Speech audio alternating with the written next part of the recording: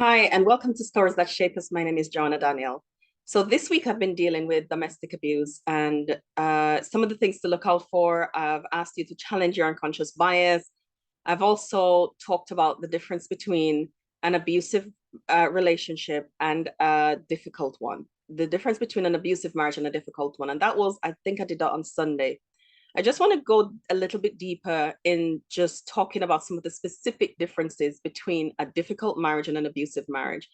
Because as I reflect, I was wondering if that's why sometimes churches has problems with helping victims of abuse because they're not sure whether this is an abusive one relationship or a difficult one.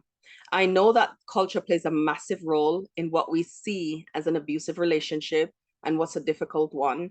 And sometimes church culture as well plays a difficult role, plays an important role in whether women are heard, whether victims are heard, whether they are given support to leave the abusive relationship or not. And sometimes women are isolated, victims are isolated, and the abuse continue, and spiritual abuse adds to the weight and the pressure that she's already dealing with. So what's the difference between a difficult relationship and an abusive one? So I'm going to talk through some of the some of the things that show up in relationship as a difficult relationship. Now, I'm not a marriage counselor. I work one-to-one with people. I'm not trained in marriage counseling, so I'm not a marriage counselor. However, I've been married for 17 years and I've been doing counseling for many, many years. I work with trauma, and so I get to see how childhood trauma plays out in relationships. So that's where I'm coming from with this conversation, not because I'm a marriage therapist, right? Now, here are some things that are shows up in a relationship that can be difficult. Now, everything that is in a difficult relationship will also be in an abusive one, but not everything that's in an abusive relationship will be in a difficult one. And that's a really, really important distinction to make. So in a difficult marriage, you might have communication difficulties. People struggle to manage conflict. People don't know how to express themselves, ask for what they need. And so there's a lot of withdrawal and maybe silence, lots of arguing because people don't know how to communicate effectively. And so that's why they say communication is a really important thing to learn when you're getting married so you can know how to communicate, how to express yourself. Sometimes we learn ineffective communication skills from our parents, from our families of origin. Also difficulty managing conflict. And I suppose this comes on the communication as well. There's a difficulty managing conflict. We don't know how to manage ourselves. And so also understanding the impact of our trauma responses and understanding and taking responsibilities for our triggers and for ourselves and for the things that we do. Being able to say sorry, being able to ask for forgiveness, being able to receive forgiveness. You might have a difficult marriage if money, if finances is an issue. That brings difficulties in relationships, especially when we have different differences in how we spend, how we understand money, whether you're earning enough, whether your outgoings or your incomings balanced. You might have difficulty in parenting. You might have different ideas around parenting. One might want to be parenting this way and this way. And so those things are difficulties. Sometimes families bring difficulties in relationships. Sometimes infidelity presents an issue in relationships when one partner breaks trust and go outside of the marriage. Those things present as difficulties. And of course, the list is not exhaustive. There are many more things that presents as difficulties in a marriage. However, there is a distinction. I also want to add expectations that people have when they get married and roles and responsibilities. Who do we expect is going to do this and who is going to undertake certain tasks? And because there's no communication around who is going to do it, it can present as difficulty. And it might make difficult relationships can be really hard on your mental health, hard on your physical health. But in the same token, it might not be abuse. It might just be if we get some help, marriage counseling usually fixes it. Sometimes individual therapy usually fixes it because somebody gets to see themselves, understand themselves, and able to know that, okay, so this is the things that I'm doing, and this is how I contribute to the difficulty, and I can change. There are lots of marriage counseling tools that therapists use to help counsel people with difficult marriages, such as Prepare and Enrich. I use Prepare and Enrich. I was trained in it. And it's really effective in helping people understand what are the difficulties, how do we work through it. Sometimes we look at 6 big areas: communication, parenting, finances, families of origin issues, leisure time, how leisure time is spent, and some other things we look at that people can work through, and usually work through successfully and move the relationship along from the place of difficulty. However, I'm now going to go through the list of the things that is present in an abusive relationship. Okay. Now remember, everything that comes under difficult marriage is present in the abusive relationship. So if we think about it, communication will be heightened now, because now nobody's talking rationally. The abuser takes control. The abuser uses that as a weapon against the victim, right? There's no responsibility taken for actions. Everything is blamed on you. We call that gaslighting. When you do something, when the abuser do something, the victim calls it out, they will turn it around and says, well, maybe you didn't understand it that way. That wasn't right. That wasn't what I said. And really shift and change the conversation and turn it around so that the victim becomes wrong. So in an abusive marriage, the abuser will not ever take responsibility for anything that they've done. It's always going to be the victim's fault. Everything will be the victim's fault. I can't parent because you didn't allow me. Nobody can stop you from parenting. I didn't work because of whatever. I didn't say that. I didn't do it this way. So everything, nothing, the abuser will never take responsibility for their actions. They don't have the ability to self-reflect and say, you know what, that's true. I did that and it was wrong and I shouldn't have done it. I should have done this instead. You won't get that from the abuser.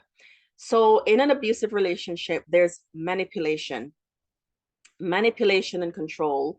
They will use anything to manipulate you. For example, the children will be used as a tool for manipulation. If you leave me, I will take the children. I will call social services. I will tell the courts this. I will tell them that you're a bad mother, you're a bad parent, you're a bad everything. So they manipulate. And that's just one level of manipulation. Manipulation goes deeper. They will manipulate you using cultural narrative. Well, you're not a good wife. If you were a good wife, then you would have done these things. You would have been available for me for sex whenever I wanted it. You would have been able to, dinner would be ready every time. And different things within culture that they know that you subscribe to, they'll use as a way to manipulate you. They will use religion as a tool to manipulate. Well, the Bible says, and if you were a good Christian and if you were a good wife, then you would have done this. And you're not looking after me, you're not good enough. So there are, and lots of insults also is present in an abusive relationship. Lots of insults are also present in an abusive relationship. There is rape, and because non-consensual sex is rape, and there are many women who cannot say no. They don't have that option of saying no. There is insults and emotional harm. Extreme jealousy is present as well. I need to track where you are, when you were there, and when you return home. Sometimes the perpetrators will go as far as looking at they will look at even receipts of when you left the supermarket and the time you arrive home. And even the ones who don't look at receipts, they will question you. Where were you? Who were you with? You might have 500 phone missed calls, messages. Women are called names like whore because they want to go out on a night out with their friends or they want to visit their family. You will be told you'll be isolated from family and friends. Your family don't like me. I don't like that friend for you. Your friend is somebody who has lots of boyfriends. I don't like them. Lies, lots of lies about what your family has done, what the victim family has done, how they are against them. And so I don't want you talking to them. I don't want my children visiting your family. So your friend is trying to come on to me. Lots of lies will be used as well. The children will be used. They're my children. They're not allowed to go to your family because your family don't like me, so they're not allowed to go there. Sometimes they'll use the courts as a way to manipulate and to control. They will report you to social services, apply to the courts. They'll do different things as a means of maintaining possession and carry on the manipulation and control. Sometimes they use the church as a way to carry that manipulation and control, because a part of the isolation that perpetrators use is to get people to turn against the victim. And so what they do often is go to church and tell stories about the victim. She's not a good wife. She's not doing these things for me. She doesn't help me. She doesn't look after me. She is, and here is something that really gets me every time. When a victim tells me that the perpetrator said they have mental health problems, they're not psychiatrists, they're not psychologists, they're not qualified to diagnose a mental health problem, but they will tell the victim that they have mental health. They will tell women that you're bipolar or you're schizophrenic or any one of those terms that they'll use. And we know the stereotype and the stigma around mental health already. And a perpetrator will use this as a means to insult the victim. And it's not a something of empathy. So if the woman has depression, it's not, oh, you have depression and I'm going to support you and I'm going to help you. It's used as a way to insult. And it's used as a weapon. And they often go around and tell people, like, my wife, usually the woman is the victim, my wife has bipolar, and because she has bipolar, I don't think she can look after the children. This is done under the guise of garnering support for themselves so that they can ostracize her from other people, and so that they can, carry on the psychological harm. And so perpetrators often use people at church as a means to carry on ongoing psychological harm to women. And it's completely disturbing, destabilizing, and often debilitating. They are doing that, isolating her. So now she has no support at church. And even the women who tries to speak to her, she can't really trust, because she don't know what their motives are, because he's going around and doing that. And I think if you're in church and you know that this is happening, I don't know why church people always fall for the perpetrator. But if a man is telling you bad things about his wife, he is abusing her. That really is important to know. You cannot offer him sympathy. You must make him accountable. You have to make him accountable. Because I'm thinking, how are we going to end violence against women? How are we going to end domestic abuse when we're afraid to challenge the narrative? When somebody's telling you, oh, woe is me, and she's doing this and this and this and this and this, that's a really clear sign. Learn and understand the cycle of abuse. Understand the cycle of abuse and the tactics that abusers use, so you can know that the story that you're hearing is one that the abuser is telling, and he's not a victim. It's really important for us to learn. And it's important for us to learn because the gospel that we're teaching is going to be of none effect to these people, because we're enabling abuse. And if you know that you've enabled abuse, it really is you. The onus is on you to understand and change.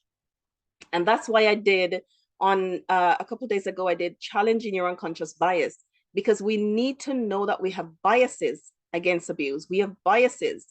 And because we have biases, it's easy for us to listen to the perpetrator and support them and help him abuse the victim. We really need to hear it, really need to know it, so that we can send them off to get help, not marriage counseling. And please don't ask for a meeting between the perpetrator and the victim. You cannot manage it.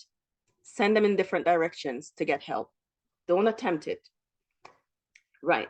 Isolation. That's one of the ways that they use church, friends, and family. They use the system. Perpetrators often use the system to abuse women, to carry on the isolation and the manipulation and control. They use social workers. Not every social worker understands the cycle and pattern of abuse. I can say that. I'm a social worker. I'm not registered anymore, but I was trained as a social worker. I used to train social workers. I know not everyone, I know social workers doing amazing work, and you often go in child protection to look after the children, but it really is important as well to understand the patterns and cycle of abuse, so that when a perpetrator make an allegation and a referral to you, that you understand what is underlying in it, because they use the system. Perpetrators often use the system to carry on their manipulation, their control, and their harm. They use church, they use the courts, they use social services, they use the system to carry on manipulation and harm. Victims are usually treated poorly in these places and feel like there's nowhere to go, there's nothing for me to do, I'm on my own. She's on her own. There is I talk about isolation and control, extreme jealousy, possessiveness, lots of possessiveness, and unable to manage their temper with everybody else except the victim. At church, they're very nice. In the world, they're very nice, but when they come home, their children and their spouses get the brunt of their anger problem. Of course, it's not an anger problem. It's a lack of control that they need to work on. Send people in separate direction to get help. Now, I want to tie this up with, of course, again, the list is not exhaustive. If you're here and you're listening and you've experienced abuse, you know that the manipulation and control goes really deep. The possessiveness and jealousy, the tactics an abuser can use to isolate you goes really deep. Now, what are some of the impacts of domestic abuse? I've talked about the differences between a difficult marriage and an abusive marriage. I've said that all the things that are in a difficult marriage is in an abusive marriage, but not everything in an abusive marriage is in a difficult marriage. It's really important as people who support that we know the difference. And I want to talk about the impact. There's short and long-term impacts for people who live in an abusive relationship. First, I want to talk about the children. There's a physical and emotional, sometimes it stunts growth physically and emotionally. Some children who grew up from early in abusive relationship has developmental problems, developmental delays, not especially, but if the relationship, sometimes women have financial abuse and she can't buy the right foods that she needs to have to eat, to feed her body, to look after herself, because financially the money is withheld and she can't look after herself. There is emotional health that can last a lifetime. There is real difficult coping strategies, or sometimes children become extremely sensitive or shut down, unable to feel, because those are the ways that they cope. The short-term and long-term impact for the woman, anxiety and depression, living with shame and guilt and post-traumatic symptoms, and also it affects her physical health. Many women have been diagnosed with long-term physical illnesses because of the stress of living in an abusive relationship. Stress damages us at a cellular level. A woman lasts up to 20 years sometimes in a relationship that is abusive, sometimes longer, before you'll hear anything about it. So it's really important that when we're listening, we can listen in context so that we can able to direct people to the appropriate support, that we don't try to fix it by giving her tools to go back home to live in it. We can support her with making the decision that she knows is right for her and for her children, and we can offer appropriate care and support in that context. Thank you for joining me in this episode of Stories That Shape Us. I hope you'll join me on the next story.